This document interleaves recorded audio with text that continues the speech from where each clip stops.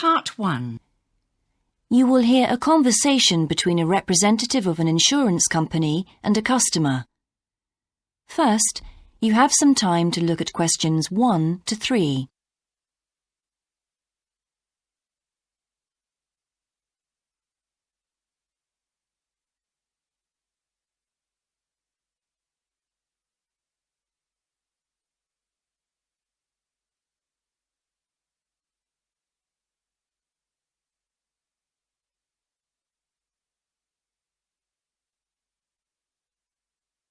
Listen carefully and answer questions 1 to 3.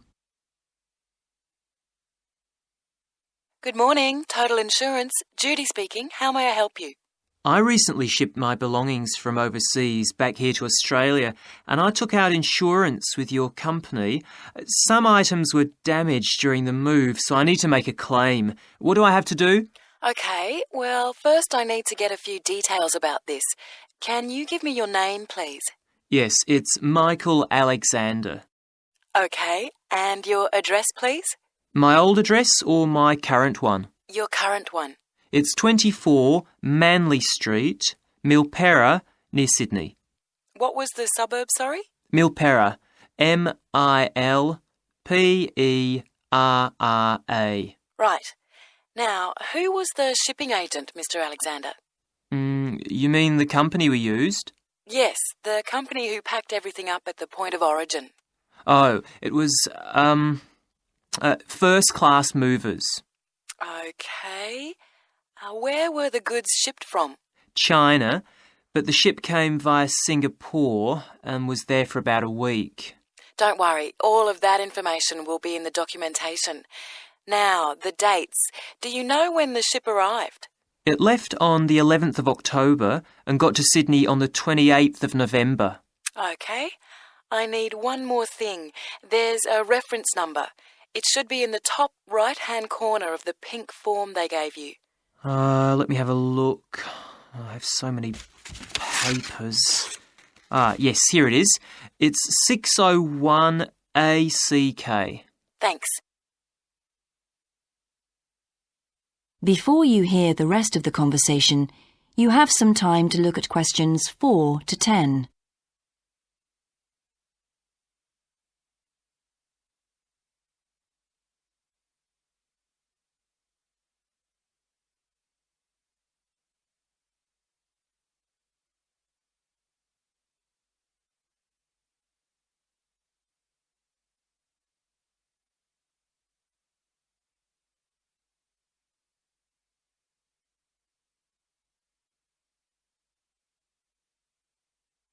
Now listen and answer questions 4 to 10. I need to take down a few details of the actual damage over the phone before you put in a full report. Can you tell me how many items were damaged and what the damage was? Yes, well, 4 things actually. I'll start with the big things. My TV, first of all. It's a large one, very expensive. Insurance doesn't cover electrical problems. It isn't an electrical problem. The screen has a huge crack in it, so it's unusable. I see. Any idea of the price to repair it? No. Well, I don't think it can be repaired. It will need a new one. Okay, I'll make a note of that and we'll see what we can do. Now, what was the second item? The cabinet from the bathroom was damaged as well. It's a lovely cabinet. We use it to keep our towels in. And what is the extent of the damage? Well, the back and the sides seem okay, but the door has a huge hole in it. It can't be repaired. I'm really not very happy about it. And how much do you think it will cost to replace it? Well, when I bought it last year, I paid $125 for it. But the one I've seen here in Sydney is a bit more expensive. It's $140. Right. And what was the third item? My dining room table. It's a lovely table from Indonesia. It must have been very hot inside the container because one leg has completely split down the middle. The top and the other 3 look okay, thank goodness. Any idea of the price to repair it? Well, I had an estimate done on this actually because it is a very special table to us. They quoted us $200, which is really pricey, so I hope the insurance will cover the total cost. I'm sure that will be fine. What was the last item, Mr. Alexander? Well, we have a lovely set of china plates and dishes, with matching cups, saucers, the lot. They were all in the one box, which must have got dropped because some plates were broken. 6, actually. And can you tell me the replacement value of these? Well, it's hard to say because they were part of a set, but they can be up to $10 each, as it's such a good set. OK, so that would be around $60 altogether. Yes, that's right. And is that all of the items? Yes. So, what do I have to do now? That is the end of part 1. You now have half a minute to check your answers.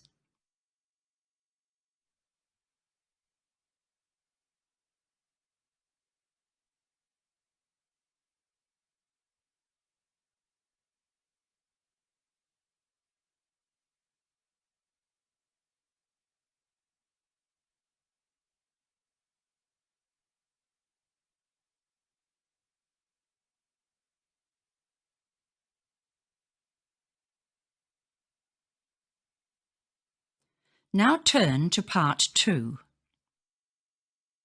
Part 2.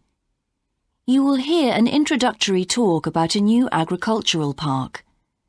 First, you have some time to look at questions 11 to 14.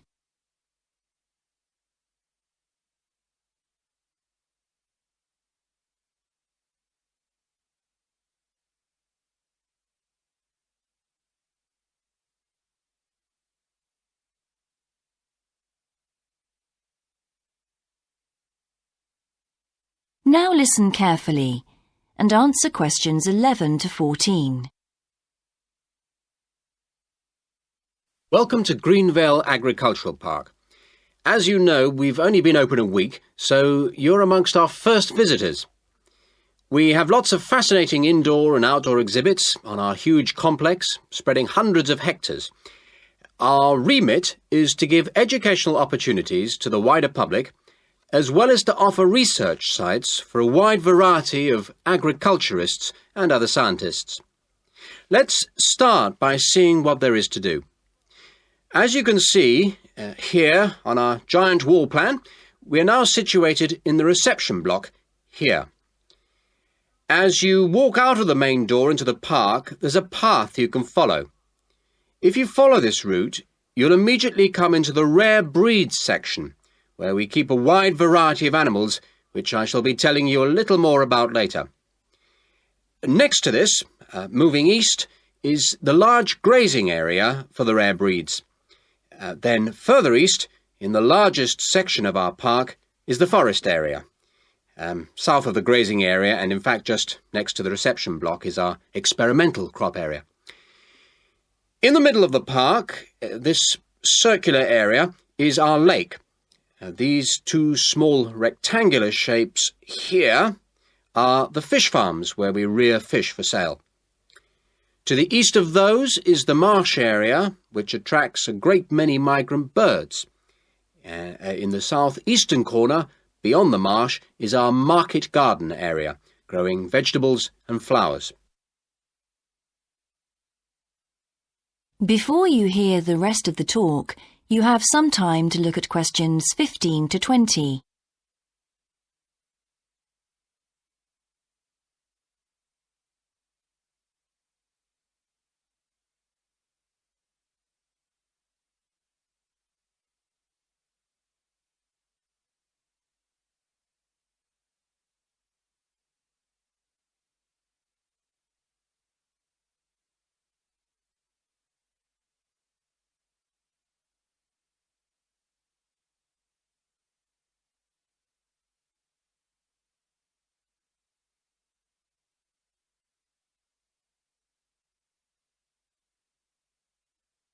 Now listen and answer questions 15 to 20. All these areas can be visited by the general public for almost all the year. Although, please take note of the large signs at the entrance to each area, which tell you when certain areas are being used for particular controlled experiments and are therefore temporarily out of bounds to the public. You can see for yourself what a huge area the park covers, and a key question is always, how can we move around? Well, you have a choice of means, all environmentally friendly. Cars are banned in the park.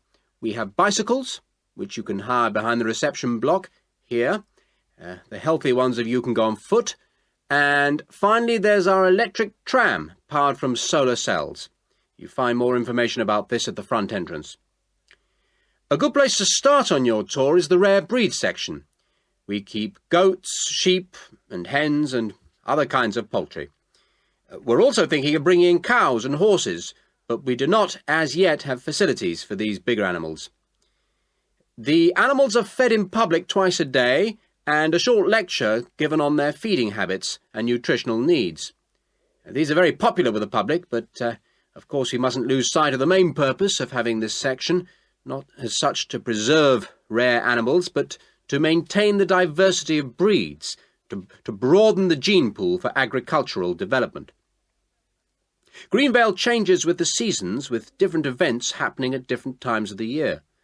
May will be perhaps our most spectacular month, with the arrival of the Canada geese, and when our fruit trees will be in full blossom. But there are interesting events on all year round.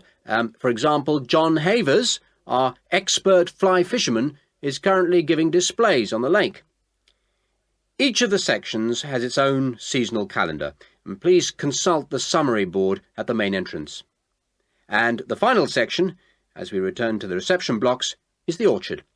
Do take time to browse round our shop. There's a wide selection of books on wildlife, some of them written by local authors, and the history of farming, including organic farming, something which the park will be diversifying into in the coming months.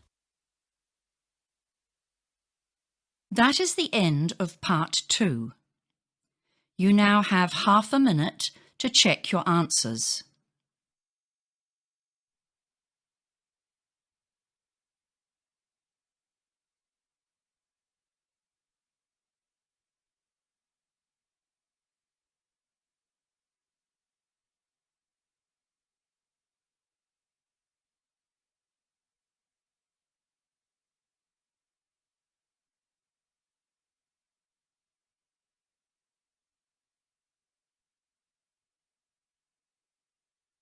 Now turn to part 3. Part 3. You will hear part of a seminar in which a researcher called Grant Freeman discusses his work on Australian honeybees with a group of students. First, you have some time to look at questions 21 to 24.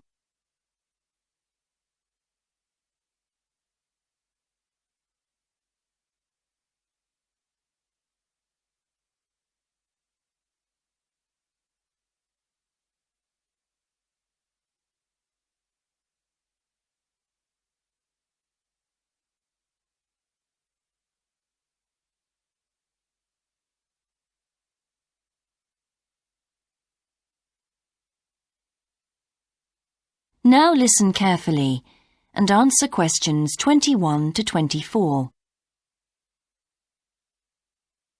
Good morning, everyone.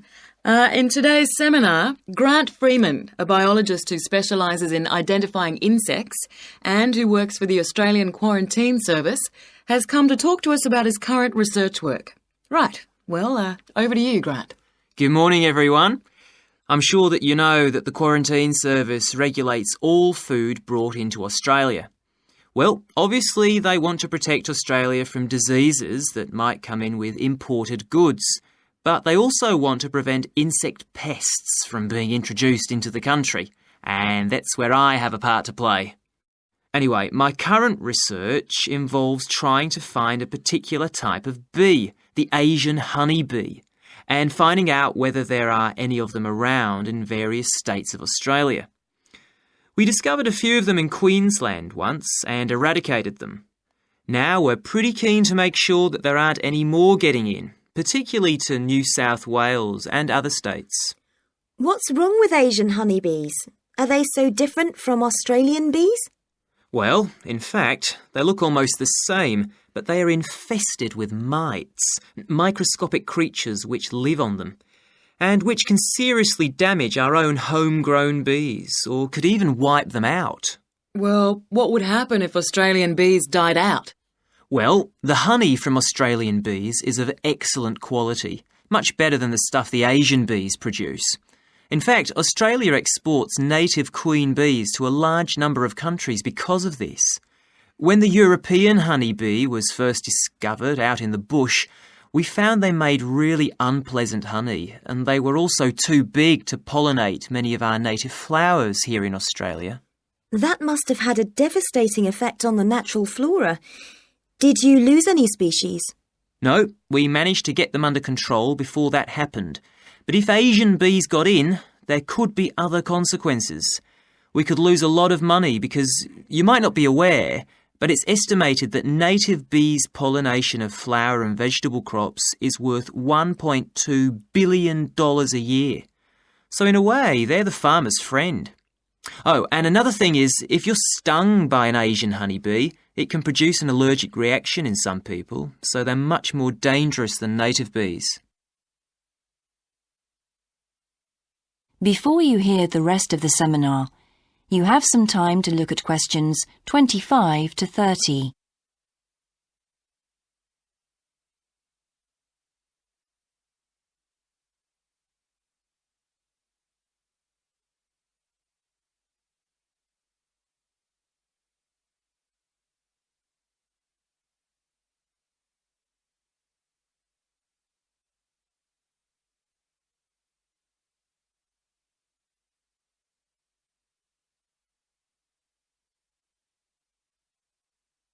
Now listen and answer questions 25 to 30. How will you know if Asian bees have entered Australia? We're looking at the diet of the bird called the rainbow bee-eater. The bee-eater doesn't care what it eats as long as they're insects. But the interesting thing about this bird is that we are able to analyse exactly what it eats, and that's really helpful if we're looking for introduced insects. How come? Because insects have their skeletons outside their bodies, so the bee-eaters digest the meat from the inside. Then they bring up all the indigestible bits of skeleton, and of course the wings, in a pellet, a small ball of waste material which they cough up. That sounds a bit unpleasant. So how do you go about it? In the field, we track down the bee-eaters and find their favourite feeding spots, the places where the birds usually feed. It's here that we can find the pellets. We collect them up and take them back to the laboratory to examine the contents. How do you do that? The pellets are really hard, especially if they've been out in the sun for a few days. So, first of all, we treat them by adding water to moisten them and make them softer. Then we pull them apart under the microscope. Everything's all scrunched up, but we're looking for wings, so we just pull them all out and straighten them. Then we identify them to see if we can find any Asian bee wings. And how many have you found? So far, our research shows that Asian bees have not entered Australia in any number. It's a good result and much more reliable than trying to find live ones as evidence of introduced insects. Well, that's fascinating. Thank you, Grant, for those insights. I hope that you might inspire some of our students here to conduct some similar experiments. That is the end of part 3. You now have half a minute to check your answers.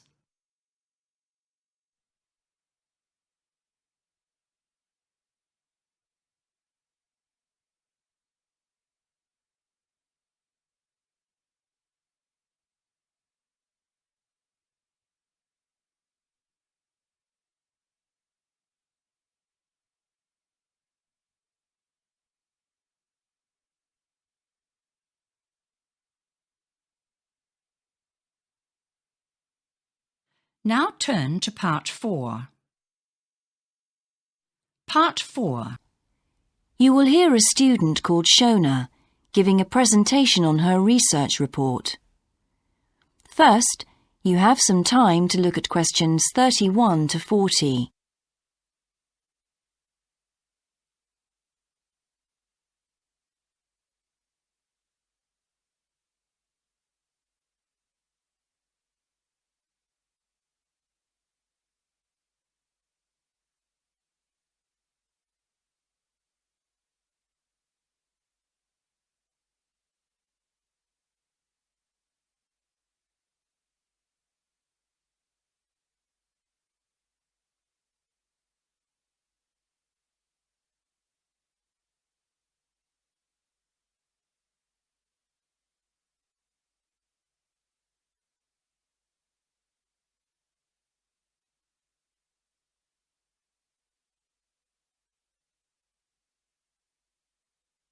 Now listen carefully and answer questions 31 to 40. I've been doing some research into what people in Britain think of doctors, the ones who work in general practice, the first call for medical care, and comparing this with the situation in a couple of other countries. I want to talk about the rationale behind what I decided to do. Now, I had to set up my program of research in 3 different countries, so I approached postgraduates in my field in overseas departments, contacting them by email to organize things for me at their end. I thought I would have trouble recruiting help, but in fact, everyone was very willing, and sometimes their tutors got involved too. I had to give my helpers clear instructions about what kind of sample population I wanted them to use. I decided that people under 18 should be excluded because most of them are students or looking for their first job. And also I decided at this stage just to focus on men who were in employment and set up something for people who didn't have jobs and for employed women later on as a separate investigation. I specifically wanted to do a questionnaire and interviews with a focus group. With the questionnaire, rather than limiting it to one specific point, I wanted to include as much variety as possible. I know questionnaires are a very controlled way to do things, but I thought I could do taped interviews later on to counteract the effects of this. And the focus group may also prove useful in future by targeting subjects I can easily return to, as the participants tend to be more involved. So I'm just collating the results now. At the moment, it looks as if in the UK, despite the fact that newspapers continually report that people are unhappy with medical care, in fact, it is mainly the 3rd level of care, which takes place in hospitals, that they are worried about. Government reforms have been proposed at all levels, and although their success is not guaranteed, long-term hospital care is in fact probably less of an issue than the media would have us believe. However, I've still got quite a bit of data to look at. Certainly, I will need to do more far-reaching research than I had anticipated in order to establish if people want extra medical staff invested in the community, or if they want care to revert to fewer but larger key medical units. The solution may well be something that can be easily implemented by those responsible in local government, with central government support, of course. This first stage has proved very valuable, though. I was surprised by how willing most of the subjects were to get involved in the project. I had expected some unwillingness to answer questions honestly, but I was taken aback and rather concerned that something I thought I'd set up very well didn't necessarily seem that way to everyone in my own department.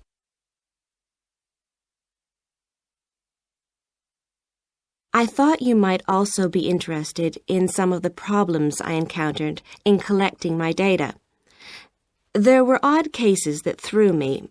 One of the subjects who I had approached while he was out shopping in town decided to pull out when it came to the 2nd round. It was a shame, as it was someone who I would like to have interviewed more closely. And one of the first-year students I interviewed wanted reassurance that no names would be traceable from the answers. I was so surprised, because they think nothing of telling you about themselves and their opinions in seminar groups. Then one of the people that I worked with got a bit funny. The questions were quite personal, and one minute he said he'd do it, then the next day he wouldn't. And in the end, he did do it. It's hard not to get angry in that situation, but I tried to keep focused on the overall picture in order to stay calm. The most bizarre case was a telephone interview I did with a teacher at a university in France. He answered all my questions in great detail, but then when I asked how much access he had to dangerous substances, he wouldn't tell me exactly what his work involved. It was a real eye-opener. That is the end of part 4. You now have half a minute to check your answers.